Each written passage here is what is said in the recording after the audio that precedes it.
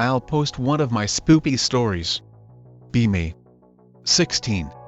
Have friend with same name as me. Known him since first grade. Became friends because lol same name XD. His dad had been in the military and had a bunch of guns and would bring home MREs and do wilderness stuff with us all the time. Be camping one time in a tarp lean-to. First night, trying to sleep. Friend on my right, his dad next to him. Hear noises outside to my left, sounds like shuffling through brush, crunching leaves, etc. Whisper, do you hear that? To see if they are awake. Friend rolls over and asks what. Stays silent for a minute and his eyes widen when he starts to hear it. Hear whispering and crunching gets louder. Realize whispering is saying my name over and over. Friend realizes at the same time and shakes his dad awake. Dad doesn't ask anything, just lays there listening for a second, then says fucking hell. Picks up his rifle and slips out through the entrance. Immediately the whispering stops and something crashes away through the brush. Friend's dad turns on a flashlight and chases after it a short distance. Takes me a minute to realize my friend is crying his eyes out laying there next to me. Try and talk to him and ask him if he's okay. He won't reply. His dad comes back and tells us we have to go home, it might not be safe here right now. Doesn't even acknowledge that his son is crying. Pack up our gear and walk back to the trail and out to the Jeep on the side of the road. Friend stopped crying at some point and we are sitting together in the back seat driving home.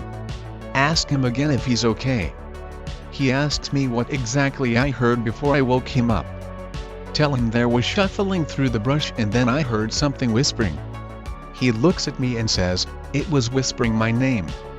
That was my grandmother's voice. I'll never forget it. His dad looks back, his face full of rage, and just screams at us both to shut the fuck up right now. Neither of us say another word. Drop me off at home. Friend's grandmother had helped raise him and his brother. Lived with their family until she was 73 and going senile. One day she was home alone and the house burnt down, killing her. Investigation determined that the fire was intentional and an accelerant was used to start it in the middle of the living room where her body was found.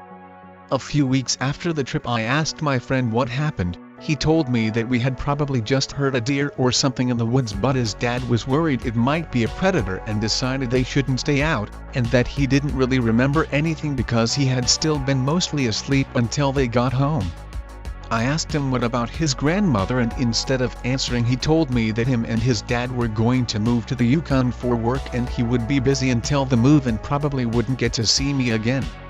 I still keep in touch with his brother. His mom remarried a few years later, but except for a letter to his mom saying they had gotten there safely and would come back to visit soon, no one heard from them again. That was 10 years ago. Couple years back, camping on an island with a couple old friends from high school, me, 2 other guys, 3 girls.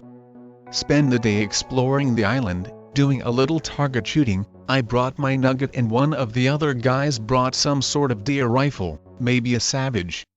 Night has fallen, we've started a bonfire and are generally having fun roasting random shit, playing guitar, swapping stories, etc.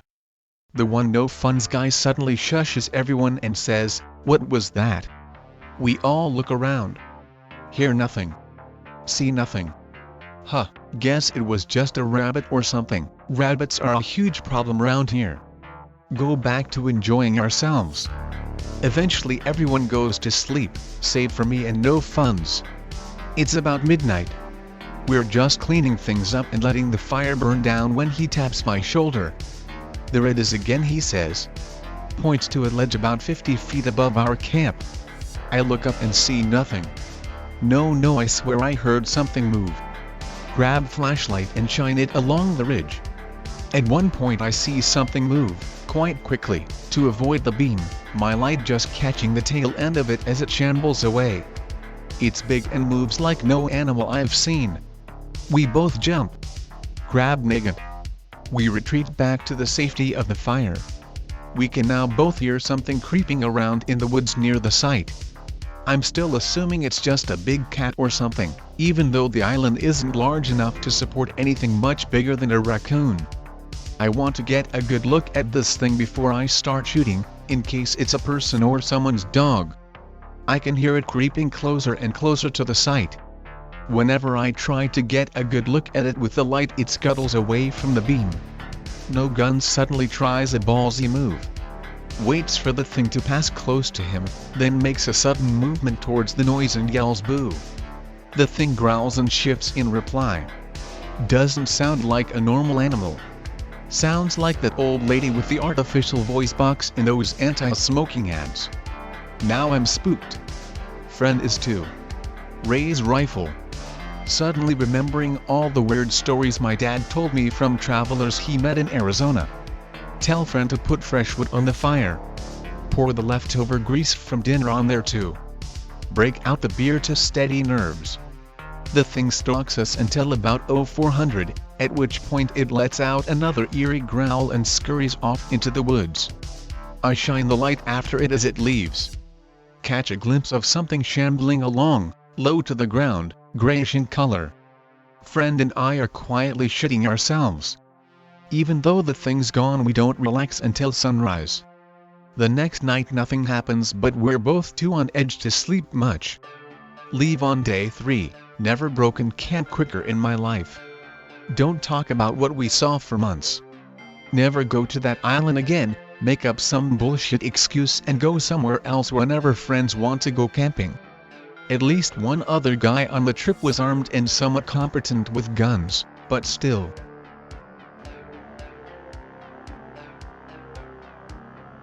Never shared this before on here. In Ontario, there's this giant provincial park called the Torrens Barrens, southernmost glacial moraine in the country and an area spiritually important to the local natives. I camped there a lot over the years, never got any bad vibes or weird experiences. Spring of 2016, drinking with a couple friends. Look up weather, says it'll be a mild -15 degrees over the weekend, so we decide to go camping. Haha, it's Friday 13th today, isn't that spooky? Drive out there, uneventful, arrive about 4 p.m. Pop up the truck camper, gather wood, get a fire going, drink some beer, play music, the regular stuff. Around 9 p.m. the dogs start acting funny, growling at the woods, running off towards the tree line, barking but never exiting the clearing we were parked in. Suddenly, the temperature drops. Not a few degrees as the sun goes down, but at least 20 degrees down. My windshield washing fluid froze, even though the current weather report said where we were was still -15 degrees. Fire won't stay lit, I'm basically constantly throwing brush, kindling, paper, anything I have on it, to keep it lit. The paper won't even light. There's no wind. I don't know if this next part's related, but it stuck out to me. 11 p.m., a silver crossover shows up. Some people get out, surprised we're there. Ask them what they're doing, they say they came to look at the stars. They don't seem fazed by the cold, and they walk off straight into the woods. Go back to trying to keep my fire alive, one dog diligently by my side, occasionally growling at the woods, other dog retreated to the camper. 12 p.m., another silver crossover appears. The exact same car as the first one. Pulls in next to the first. Kinda creeped out. They get out, don't say anything to me. Don't even say a word to each other. Just walk into the woods where the first group did. 1 a.m., my girlfriend comes out of the camper. Says she's scared, wants to go stay at a hotel or something. Any excuse is good for me. JPG. Drop the tent, abandon the camp, tear off down the road back to civilization as fast as the conditions allowed. As soon as we leave the dark sky preserve, temperature goes back to where it should have been the whole time. Not going back anyways. Get to motel, wake up the watchman to check in, even the dogs, go to the room, pass out in bed. And then I dreamed. I was walking through the woods, but I was shorter than I am. Much shorter, dog height. I didn't move my limbs in my dream, it was like I was just piggybacking something else. I watch myself at my fire in the woods, trying to keep it alive. I watch myself, and the dogs, getting spooked, and I watch myself drive away. After the truck leaves, I follow it.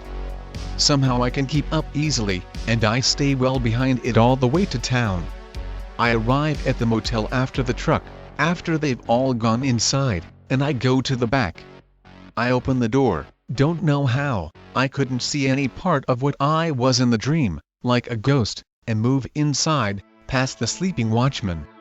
I follow the trail. I walked awake through the twisting halls without hesitation, arriving at the door of the room I was inside, sleeping.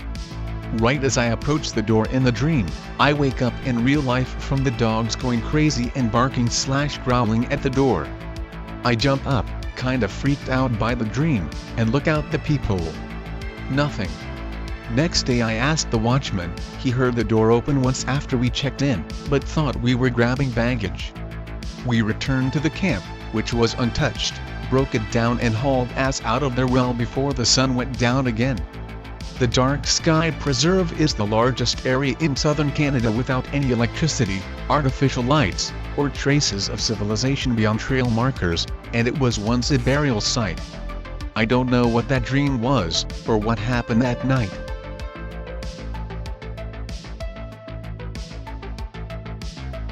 This happened during the end of deer season. I got a phone call from one of my hunting buddies asking to go with him, because other people bailed. Hey Jeepman, I found this new spot close to an old quarry, heard it's one of the best spots. Tried to convince him to just come hunt on my land, to no avail. Pack my gear and my new Savage 7mm, bring German Shepherd deed. I had more of intention of exploring old mining quarry than I did hunting. I can just do it on my own land and use the razor to haul it back. Get picked up by CJ and pass out, here and there on this drive. Wake up and gear up, discuss what direction we are headed and plan where to meet, plot safety spot on GPS if something goes wrong. Walk in a V shape so we split a little about a mile or so apart. Hear CJ on radio nervous singing, the kind you do to break awkward silence. Ask what's up because he isn't a new hunter and we've been doing this shit since we're 16. Starts telling me when he scouted the area and quarry before there was just an uneasy feeling like a sickness in his gut. Ignore it cause he says he's fine and continue hiking on. Pick up a few other hunters here and there on the radio asking around if anyone has got anything, or even seen signs of deer or wildlife. Quick insta-no for every response I picked up. I arrived to the quarry first. Its entrance is valley-shaped and would be a death trap to anyone who walked up on it wrong. The quarry is hilled in from all sides, except main hill going down into it. If you came from the side and walked up the hill too fast you would have a nice 150 to 400 feet drop off. Radio to CJ to see where he is, and what the fuck is taking so long, says he's about 15 minutes away. Decide to climb up the surrounding hills to get a nice view of the quarry. Deed is talking to me and giving me that you haven't fed me yet asshole look. Sit down and break out some jerky for me and the dog. I do a female dog voice and say it's about time you fucker. I tend to talk to my dog and talk for her, I know I'm crazy. The sun is setting and sitting at the highest point. Overlooking everything, I get a breathtaking view. A breeze blows by us and Deed's ears perk up and she gets low. She's alert, and I'm alert. I get down and notice an optics glare. Radio to CJ to see if it's him, says he's coming up behind me now. Scan radio channels asking who's aiming at me with just a static click like someone's holding the button in but not talking. CJ crawls up to me and sights in this guy then just gives me a panic look. Bring up my rifle and look. Older guy, maybe mid-40s, both eyes open hunched over his rifle on the ground with blood on his forehead. Me and CJ split up to circle around and get a drop on him. I see CJ making a mad dash running towards where the guy is. I send Deed to run to him too. I bring my rifle up and there is no one there. We both get up to where this old guy was laying and there is a broken rifle and a ton of .270 brass, and some blood on a tree with a large portion of the tree snapped off. The rifle's barrel looks like an old bent-up car antenna and the poly stock is shattered like an old lawn chair on a frozen night. CJ gets some of the blood in a water bottle and I grab most of the rifle. Deed starts to whine and panic, then pisses herself in fear. I've watched her chase of bears and wolves and this isn't like her. We nope the fuck back to the truck in the dark using just GPS and small lights. Had to lease up Deed cause she wouldn't move, basically had to drag her 13 miles. Go to State Game Land's office to speak with Warden about everything. Takes blood and rifle. Get a call to come back down and look at pictures. Warden tells us blood sample was from a panther. Dig a panther in Pennsylvania? Shows us a picture of the owner of the rifle and it's the guy we saw. Warden says he's fine and just got done talking to him. I won't be going back to that area and will definitely stick to hunting on my own land.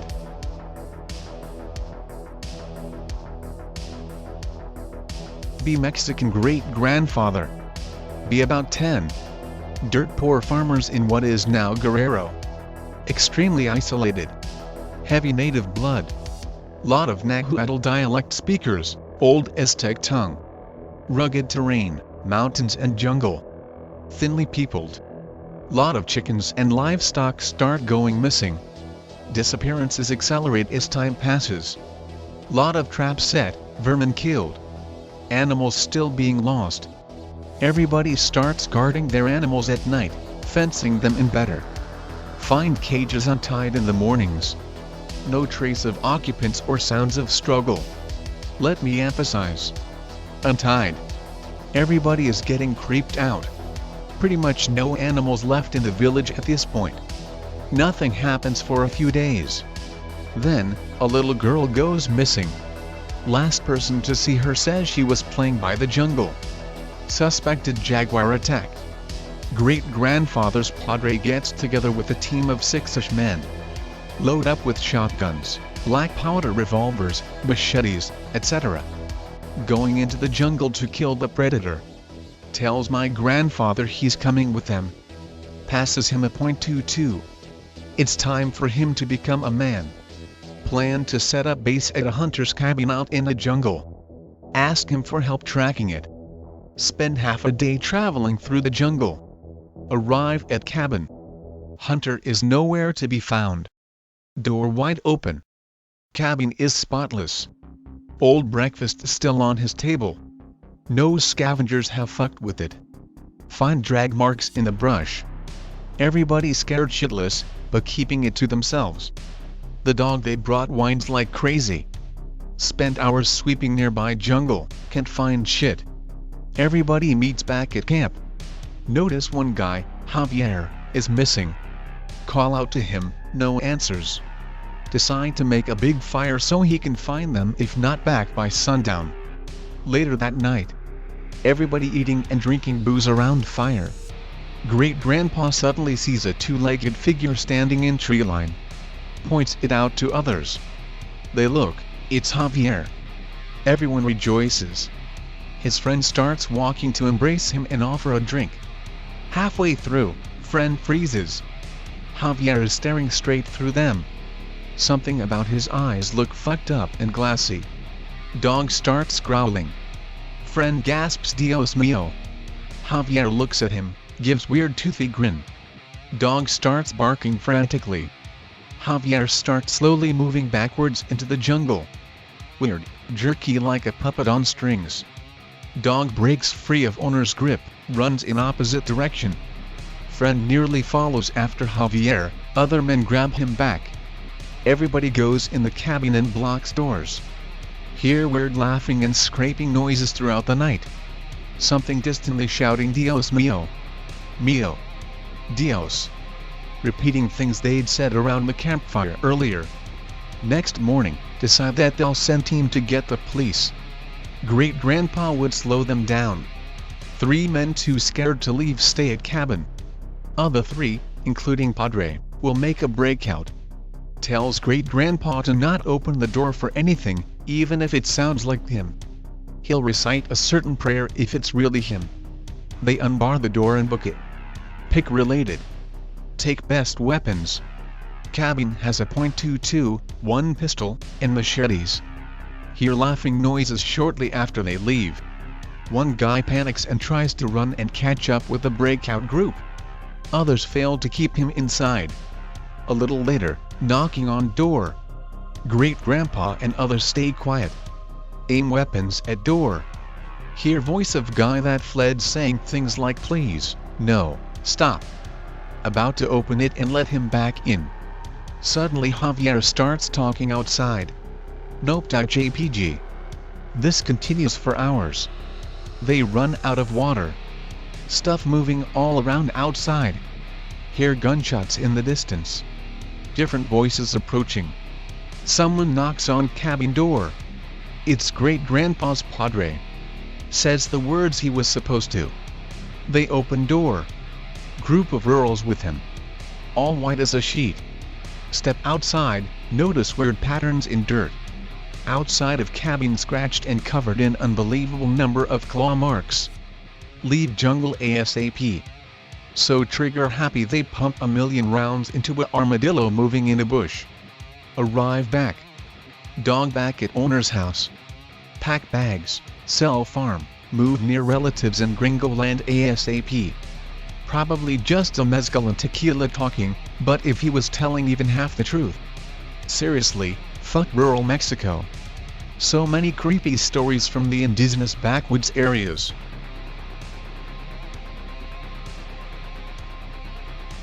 So, true story. I had this GF 3 years ago. She was hugely into paranormal shit. Believed in all of it.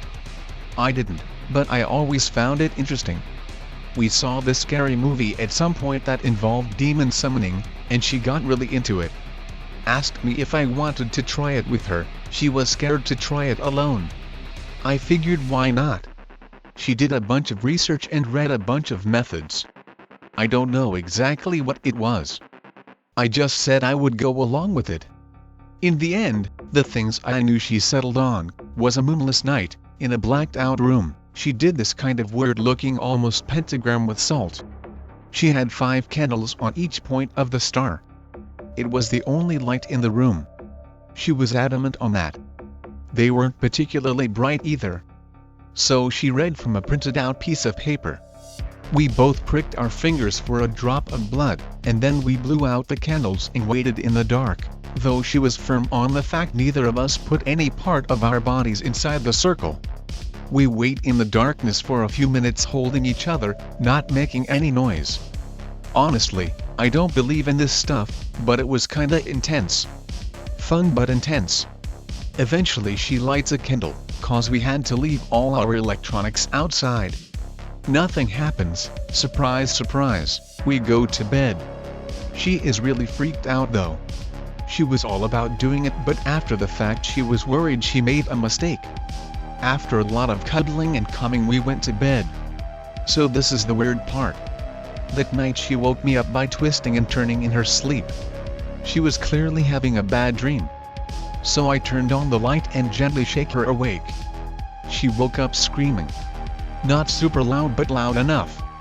She was crying and told me a demon came to her in her dreams and told her that it was going to eat her soul and take her body. She was crying and shaking and just a total wreck. Needless to say, I didn't sleep that night. This shit went on for a week. She kept having the same nightmare and it got worse and worse because she was so sleep deprived. I started talking to her about if she should go back on her anti-anxiety meds or something. I did my best to convince her it wasn't real. But the more it went on the more she believed it. I was really worried. She was clearly becoming undone by this whole experience.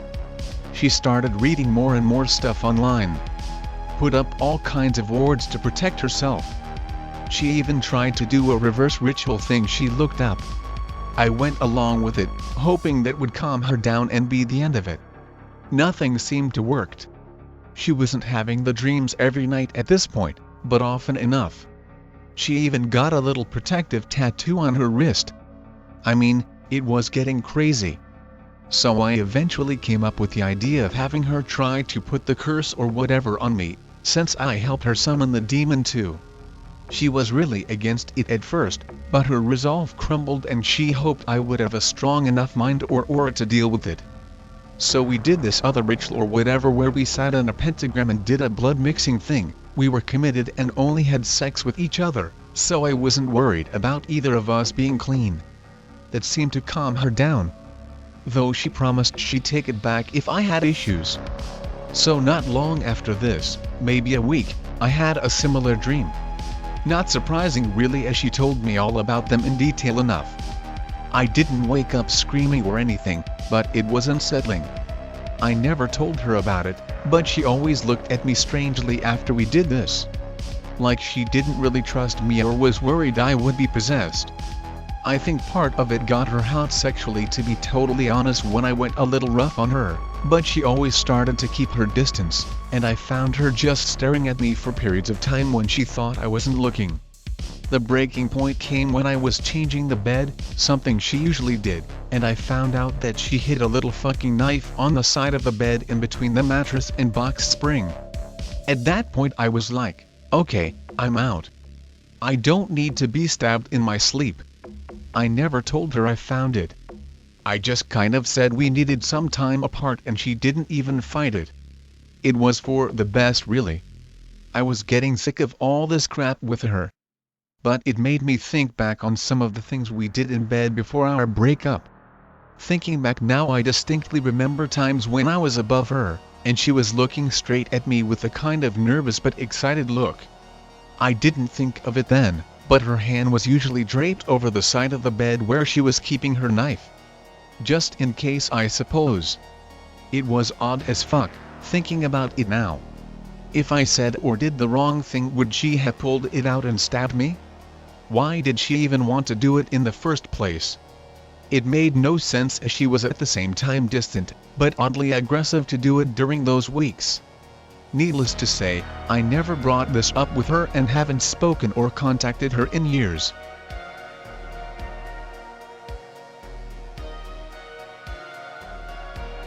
I live upstate, so it's not too hard to find a forest. There's a place nearby where I go to screw around with bushcraft or whatever. Leave after work. Arrive about 6.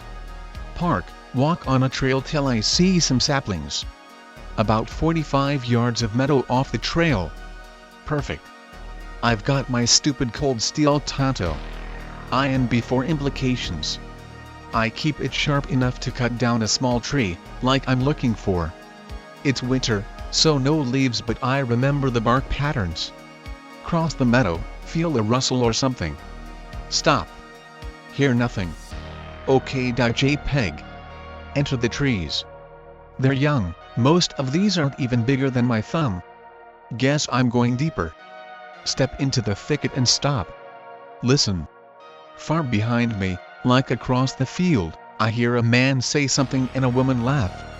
I didn't see anybody on my way in, but whatever. It's a big park, right? Most of these trees aren't even ash. I move further in like 10 yards. The brush is pretty thick, so I'm ducking down and moving slow. Stop. Hear something again. Listen. Woman laughing, like before, but now it sounds like she's on the edge of trees and meadow. 10 yards. I don't move. After what feels like 5 or 10 minutes with no more sounds, I guess I imagined it. Be me. Say out loud, I wouldn't worry about it, to reassure myself. Still spooky. Continue a little further and the trees are older and bigger. About the size of my wrist, and the bark looks right. I try to check on my phone. The screen seems so bright inside the trees and it's getting dark anyway. I didn't save any pictures and there is no service here. Doesn't matter anymore. I'm going to get the stick and get out quickly. Take out knife and start working on the base of the tree. Shitty cold steel.jpg. When I'm about halfway through, I start hearing a conversation, but the voices sound funny. It still sounds like a man and woman, but I can hear it better. Don't move. The voices sound like French. I took frog in high school, but I can't understand any of it. They're talking too fast and the voices don't sound right. No pauses between the man and the woman, they just talk as soon as the other gets done. Voices are getting serious. Louder and faster. I can pick out maybe one word in 5. She's asking him what was that thing. He says something back about carbine. The whole time, the source is moving around me out of sight. At this point, I'm convinced this is a real live skinwalker and I'm listening to it repeat a conversation between people it killed. Still crouched by this tree holding my knife. The voice is talking louder and faster. Can't understand anything now. I'm so tense. The talking stops for a second and I hear loud. I wouldn't worry about it. It's my voice. Too spooky. Then, the woman's voice screams. Somehow it sounds wrong, like a tape played back slow. That's it. Brake and run for field and car. It's still more than half a mile to car, doesn't matter because there's a shape moving in the brush. I'm moving too fast to stop and it gets right in my path. It's a man in a torn plaid shirt. He looks like he has 3 black eyes, his face is just one bruise. He yells in a child's voice. Now it's crying in English. Mom. Help. Flinch. Knife still in hand. Skinwalker too close. It opens his arms and I stab with the knife. Hit the palm of the hand. Feels like rotting wood, the knife just sticks. Try to pull it out, but fumble and drop it. Nope. Nope. Nope. Nope. It's between me and the car. Can't even into meadow. The thing is still talking in weird mixed up. Back to the French mostly.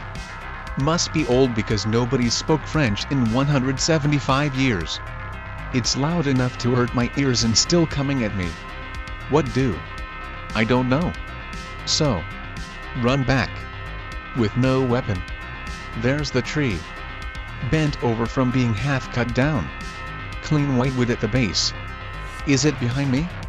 Grab tree and try to break it off. This can't be worse. Won't break off. The skinwalker laughs like a girl, then cries like a little boy. Dad. Help. Still behind me. I turn around with a death grip on the tree.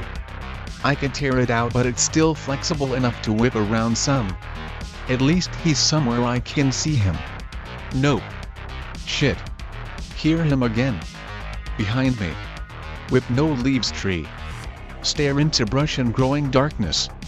Quiet laughter. MP3. So this is white ash after all. The thing is worried about something. Honestly, this was the worst part of the experience. Trap swinging this tree at every sound. Constant sounds. Mostly crying in French. I must have spent 5 minutes working it back and forth. Finally, I tore the last bit with a snap. Crying stops abruptly. I'm holding this tree in both hands like a quarterstaff and looking for something to swing on. It still has all the twigs on. Silence. Silence. I don't move. Then, it hits me and I start to sprint. Push through brush, move towards field and car and safety. Exhausting. But I make it to the meadow. When I do, I start scanning everything like crazy. I get about halfway across the field and slow down to watch better. Hear it shout again. Nope. Nope all the way to car. Nope all the way to McDonald's, where I am now.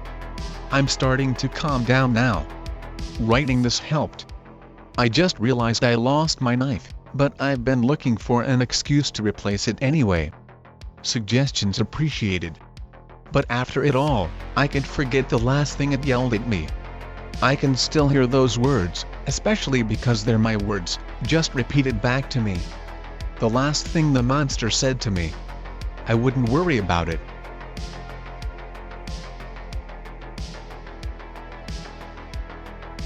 I'll copy-paste 2 of mine, each one is 2 parts.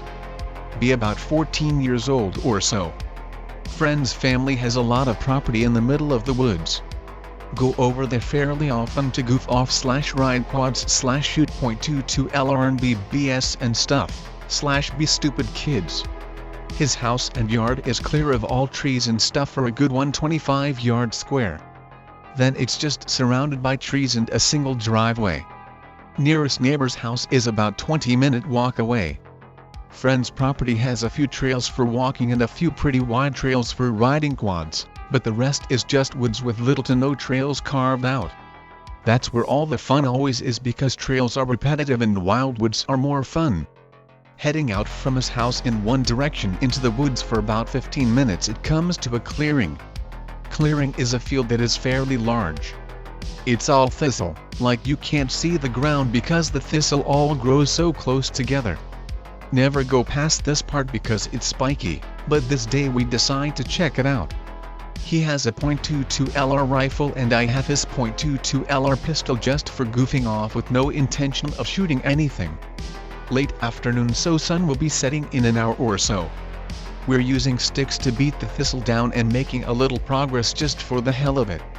Staying pretty close to the woods on our side because we didn't want to go straight into the middle of the thistles. Should probably head back because it's getting late. Do so. Instead of going back the way we came, we take the shorter route of going into the woods along our side, then heading back to his house. Reach one of his wider quad trails. Follow this trail back to house. We're walking along and we keep hearing rustling behind us. Don't think much of it, but it keeps happening and we start getting nervous. Sun has started to set, and it's that time of day where it's still light out but everything is shadows. Rustling behind us persists. Friend turns around. I hear him say, "Dude." I turn around. Standing in the middle of the trail is a large bipedal thing. About 10 yards away from us. Everything is shadowed because it's dusk. All I can make out from it was that it was tall and it had very thick limbs. I've always been fairly tall, 23 now and 6'1", not sure how tall I was at that age. The top of head came up to where its nipple would be, so it had a good 3 feet on me. It just stands there. I kinda yell/cry out some incoherent yell brought on by fear. Notice friend has already started running. I turn and do the same. Booking it as fast as I can. Look over shoulder. It isn't as close as it was at first, but it's definitely following us. Getting darker and darker outside. Yell something like it's still here. Friend and I just keep running. Check over shoulder a few more times. It's still there following us, but each time it's slightly farther away. Eventually reach his yard, and it's dark by now. His motion detector lights on his house turn on. We run inside his back door and lock it. Still freaking out. Catch our breath. Decide to be big bad tough guys and go back with real guns. I have his 20 gauge and he has his dad's 12 gauge. Go back into woods with lanterns strapped to our belt, headlamps on our heads, and mod lights in the backpack. Find nothing. It's dry out and pine needles are covering everything, and we don't even find prints. Go home. Don't really talk about it ever again. I haven't spoken to him in 5 or 6 years, but even before that happened he always talked about sometimes the woods by his house made him feel weird. And the second story that stands out. Be about 19. Grandparents have a house in the middle of the woods. They have a well-manicured yard around their house, and then it's just woods all around. Nearest neighbors are about a 10-minute drive away. They plan a trip to Ireland and ask me to house sit for them. I pretty much get paid to live in their house in the middle of the woods for 3 months. In the middle of the stay I have a friend stay with me for 2 or 3 weeks. He packs up his drum set in his truck and drives out here to hang out for a few weeks. I have my guitar, amp, board, and a little 4-track recorder. Spend out time jamming and recording just for fun as loud as we want because no neighbors to hear it. Had some guns in the house. I brought a Marlin 60 and an SKS. Friend brought a shotgun and some clays to sling around. One night we're jamming like every other night and just having fun. Friend keeps stopping and saying he hears a girl talking. It couldn't have been the TV or radio or anything. I think nothing of it and think he's just hearing things. Keeps happening while we're jamming. He hears it but I never do. He starts saying that it's coming from outside. We stop playing so it's actually quiet, and then I hear it too. It's a girl's voice coming from outside. It's like midnight or so. Grandparents' neighbors are all old and again they live a ways away, and they have no reason to come out here this late. We just sit tight and be quiet and wait to hear it again. A few minutes go by and we do. Girl's voice from outside, can't make out what she's saying but it's just right outside. I grab SKS, friend grabs his shotgun. Turn on the few outside lights and grab some flashlights, which was kind of stupid as we couldn't really hold the flashlights if we needed to use the guns, but that's all we had. Walk slowly around the house without saying a word. It's dead silent outside. We end up just standing on the back porch with flashlights and keep scanning the woods. See nothing. Hearing nothing. Then we hear the girl's voice again from around the house. Run over there. Nothing. Go into the woods in the area, only for a few yards. Nothing. Still quiet. Go back to back porch. Nothing. Eventually go back inside. Lock up and close the blinds. Sit there and eventually start talking about it. Spookiness kinda wears off after an hour or so. There are 2 couches in the living room, and we decide to each sleep on a couch tonight. Set up for sleep and hop in to go to bed. Hear the girl's voice again. We don't go outside, we just lay there and listen. Happens sporadically, but never more than 2 times an hour. Eventually we fall asleep. Wake up in the morning, and go outside to check it out in the daytime. Everything is normal.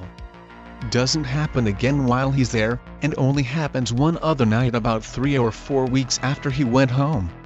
The one other night it happened again I just grabbed my rifle, locked up the house, and shut the blinds. I didn't hear it as often when I was alone as we heard it when my friend was there. We never could make out what the voice was saying. It was the same repeated sentence or whatever, but we never could make out words. My grandparents have lived out there forever and I know all of their neighbors well enough have them at our Thanksgiving and Christmas dinners and whatever. They're like aunts and uncles to my dad, and there are no young people out there. Just old people living in the woods.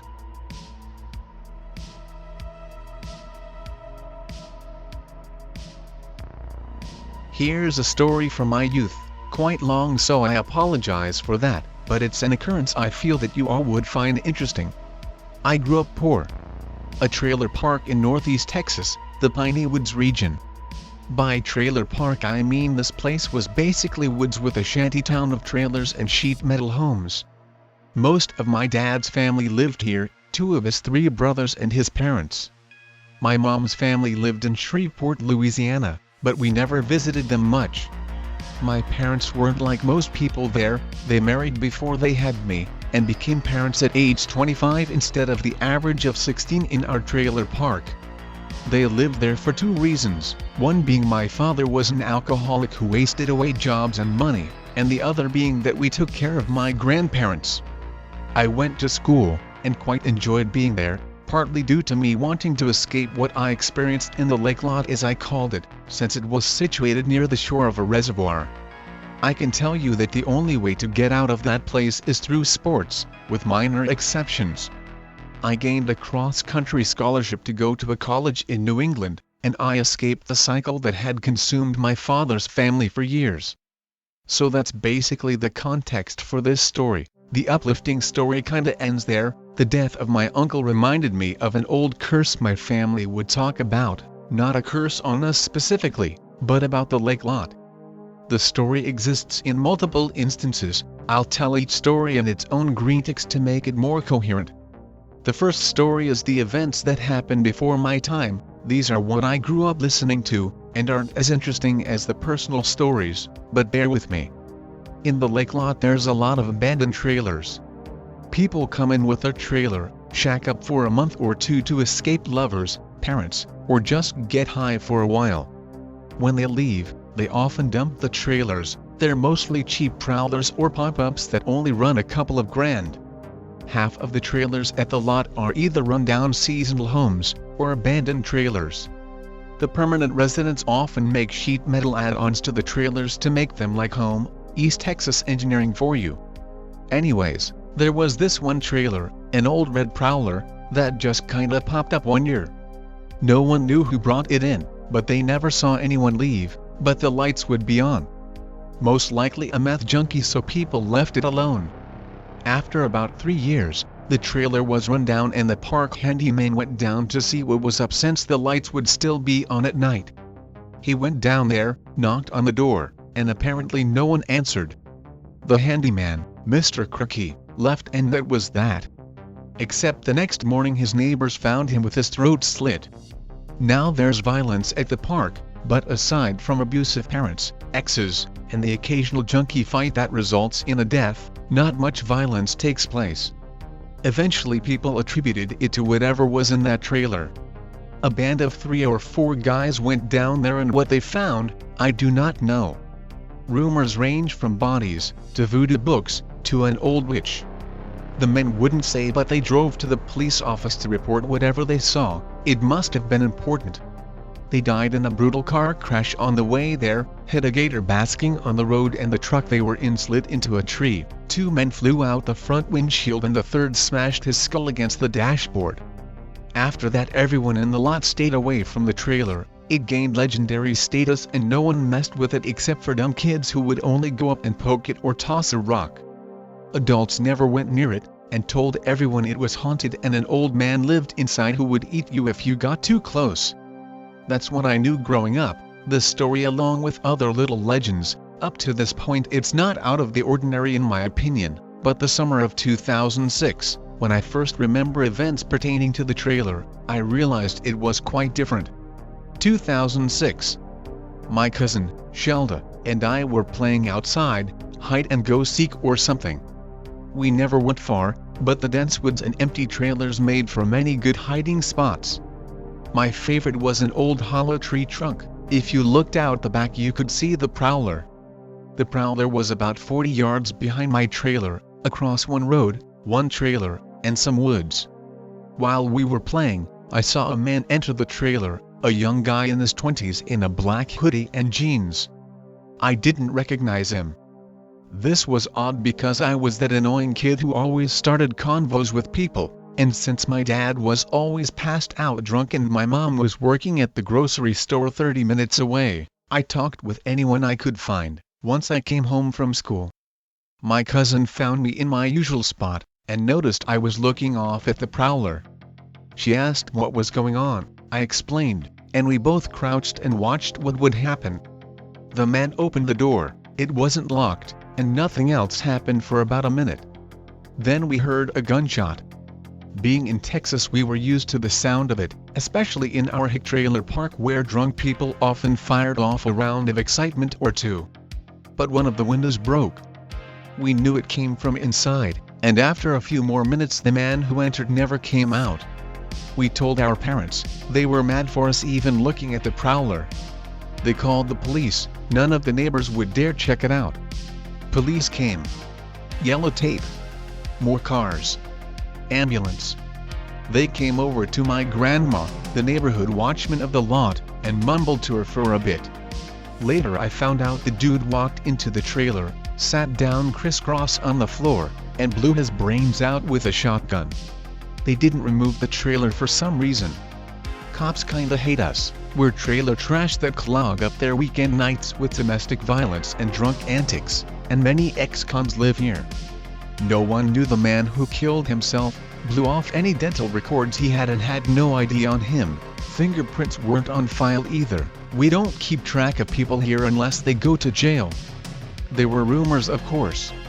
The man went there to sacrifice himself to some cult god. He was a junkie who simply snapped.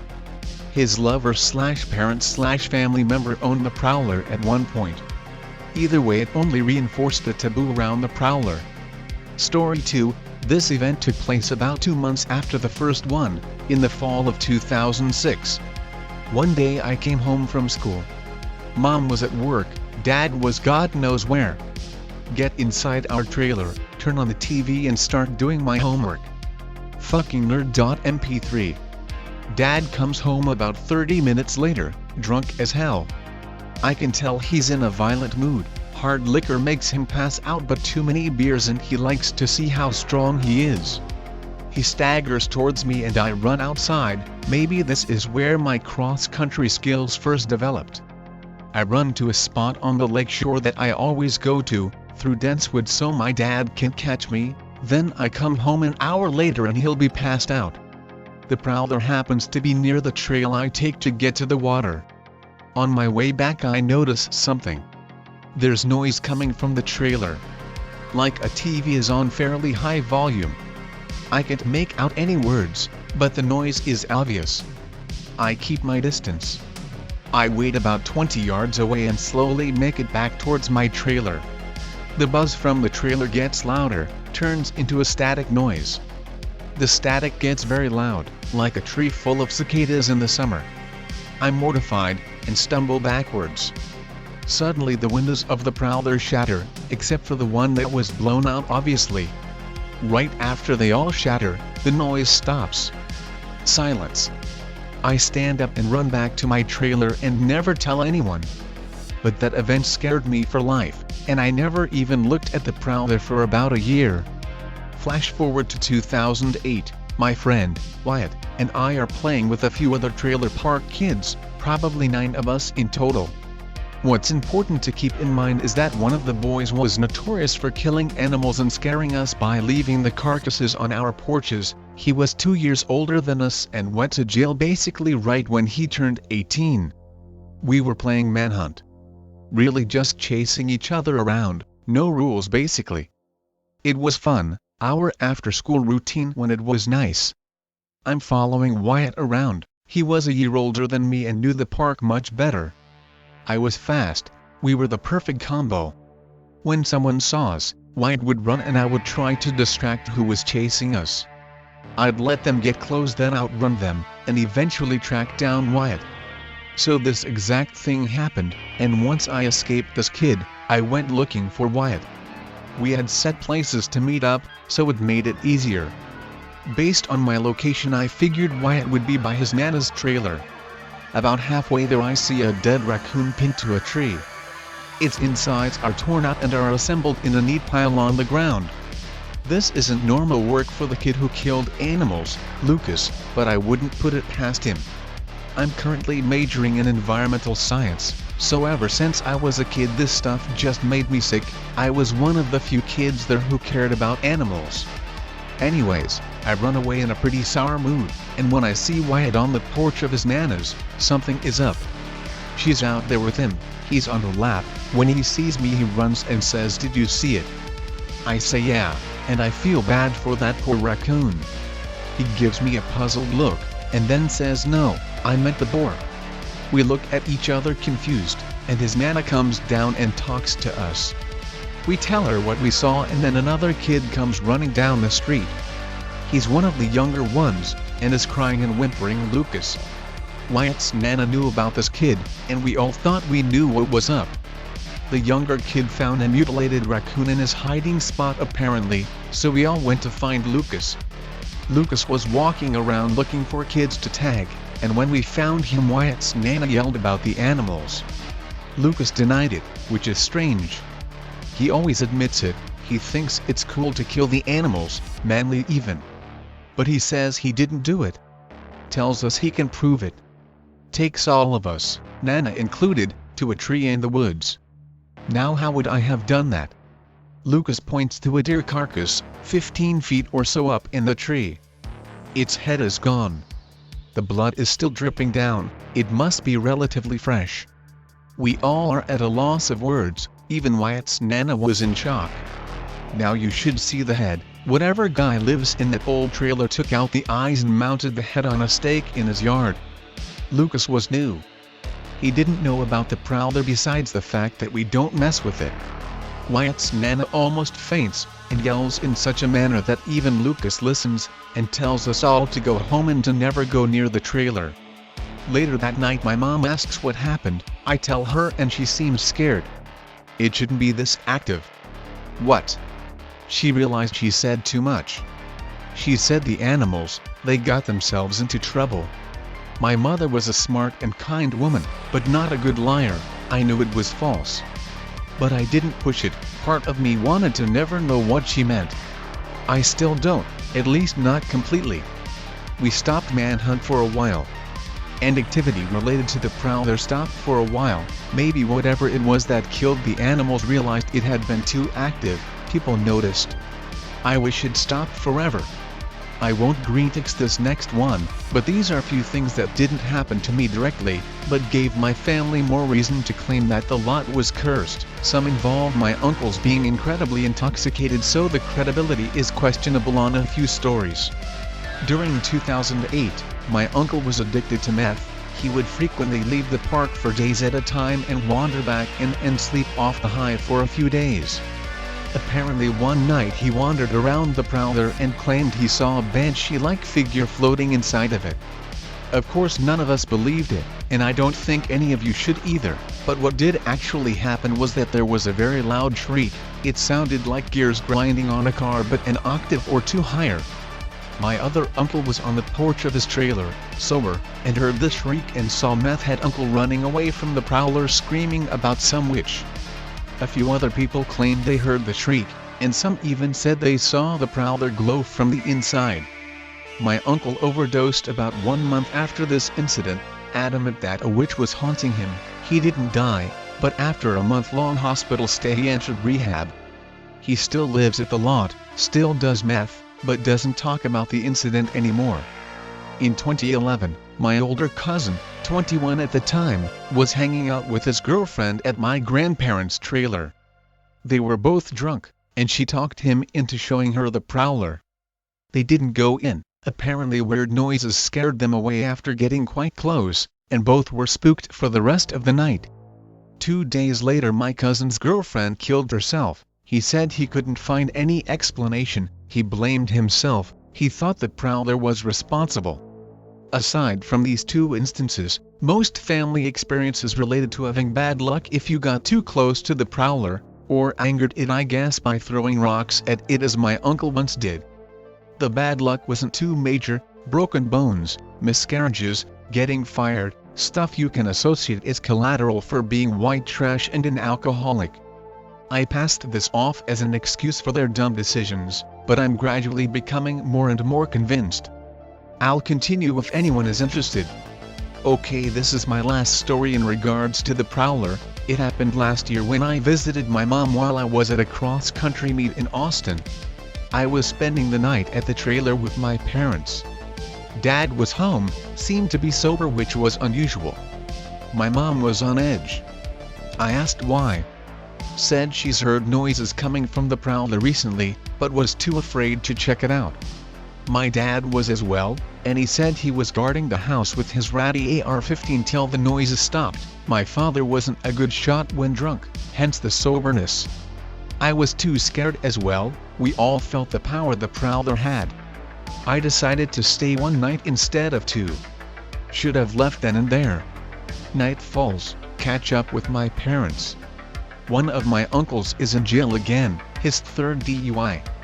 And one of them was slowly dying. His liver was failing. He recently passed away last month.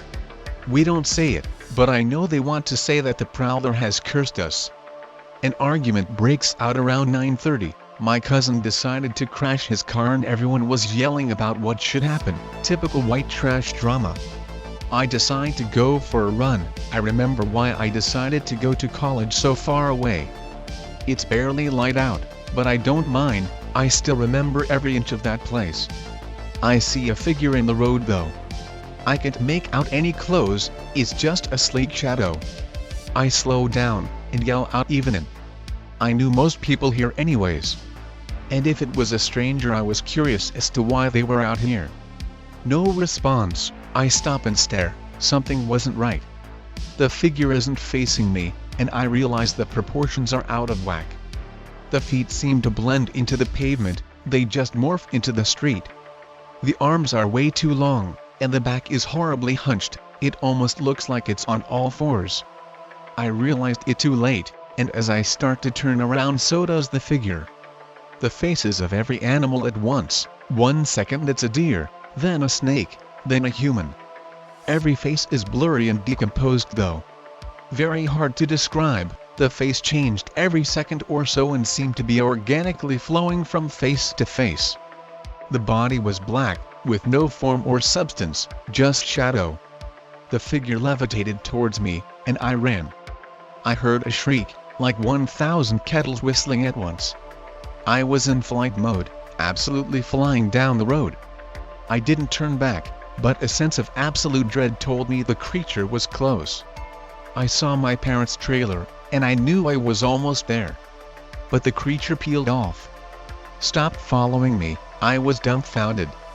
I stopped for some reason as well, and watched it glide into the woods. It went towards the prowler, and literally went through the wall like a hologram. Still, the door opened and slammed for some reason. The prowler became illuminated with a soft green light. And then it ceased soon after it started. I was in shock. I went back to the trailer and told my family. They didn't seem that surprised. But they said bad luck had to follow. Nothing really happened though. I left the next day, and tried to convince them to leave. They wouldn't, of course. One thing alcohol and drugs hadn't been able to alter was the stubbornness of my family. I just told them to stay safe. I flew back to college a few days later. Lost my suitcase. Maybe that was the bad luck. Maybe it hasn't happened yet. Who knows? But something is up with the prowler, and I don't want to know what it is.